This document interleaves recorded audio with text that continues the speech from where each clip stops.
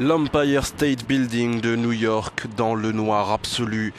Une scène totalement inédite à Manhattan où le passage du cyclone Sandy a plongé la moitié sud de l'île dans l'obscurité totale.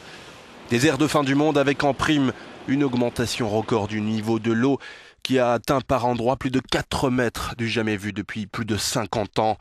Hasard regrettable du calendrier, la menace s'est accentuée avec le phénomène de pleine lune qui a renforcé l'intensité des vagues sur cette métropole de 20 millions d'habitants.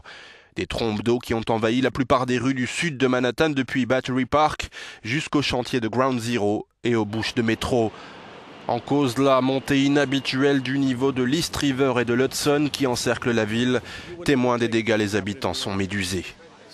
On n'imaginait pas qu'un truc pareil puisse arriver un jour à New York, mais il ne faut pas paniquer. Les policiers font tout ce qu'ils peuvent, ils ont beaucoup de véhicules en patrouille, il faut juste que les gens gardent leur calme. 1 demi-million de personnes ont dû passer la nuit sans électricité. La situation devrait rentrer dans l'ordre dans au plus tard 3 ou 4 jours. L'un des plus grands hôpitaux, le Langone Medical Center, a également dû être évacué en raison d'une panne des groupes électrogènes de secours.